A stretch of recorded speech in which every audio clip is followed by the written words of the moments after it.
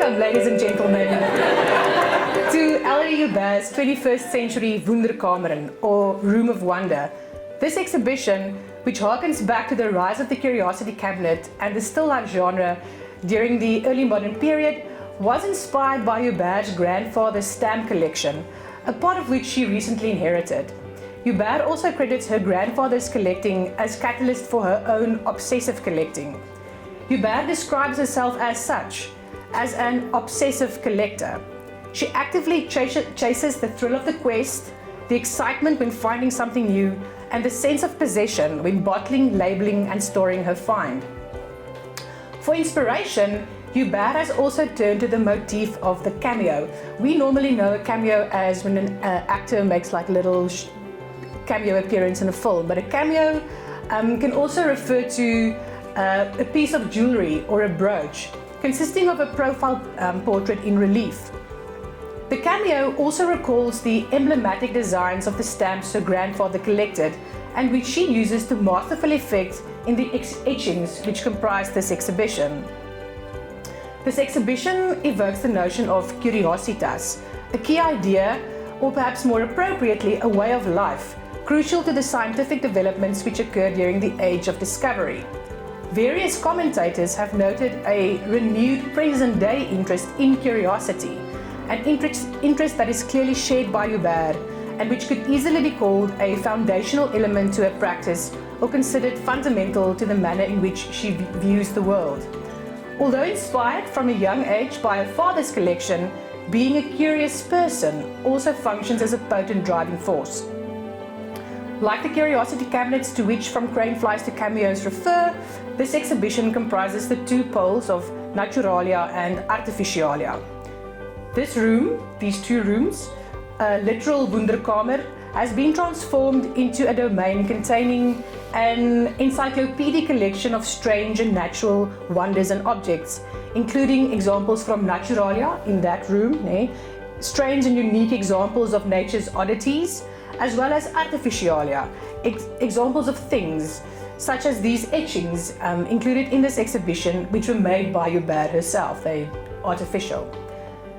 These natural and artificial objects, juxtaposed with each other in their manner of display, are arranged in such a way so as to enlighten the mind, delight the senses, and encourage conversation. Joubert grapples with endearing still life themes. The genre of still life has experienced a steady decline, especially since the onset of the 20th century, but some themes, motifs, and approaches to this genre still persist. Joubert engages with notions surrounding vanitas, memory and nostalgia, and classification and taxonomy. She collects so as to save the objects from being forgotten.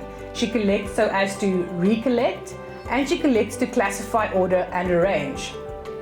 These objects, these Naturalia and Artificialia, whether collected, drawn, or etched, are symbols of vanitas, reminding us of our own mortality.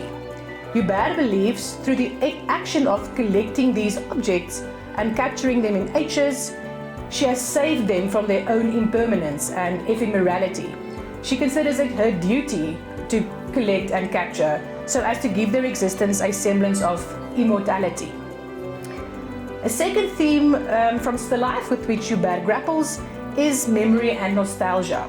Today, nostalgia is described as the incurable modern condition. We all of us suffer from nostalgia, from the Greek nostos, to return home, and algia, or longing.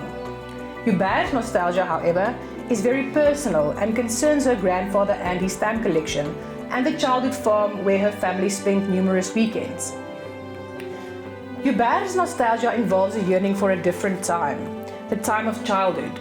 Her nostalgia's origins are connected to her world as a little girl, to her earliest memories. She experiences the time she spent at her childhood home, and in particular the childhood farm, as powerful memories, as an overpowering emotion, which she relates to a simpler time than the present. The notions of memory and nostalgia are intimately linked to those of collection and recollection, revealed in this exhibition in the actual collection, but also in the etchings, as in, for example, Onthou My, which is against this wall. Joubert traces her own family history and the nostalgic memories from her childhood. She maps family, history, and memory emphasizing memory's often fragmentary and heterogeneous character. Joubert's specimens are labeled, catalogued and named. Displaying the collected objects goes hand in hand with classification and taxonomy, since the objects are arranged according to a specific method. However, Joubert describes herself as an artist collector. She is an artist first and a collector second. Therefore, in her methods of organization and display, aesthetic considerations take precedence over scientific or museological concerns. The manner in which the collected objects are displayed primarily takes into account what Joubert finds visually pleasing and how such objects can be compared with one another. To conclude, in From Craneflies to Cameos, Joubert skillfully interweaves diverse approaches to and themes of the still life genre, while simultaneously interrogating what it means to be an artist. She reveals that the examinations originally taken and queries first raised in the Age of Discovery still persist, and that the notions of wonder and curiosity are still relevant in the contemporary period.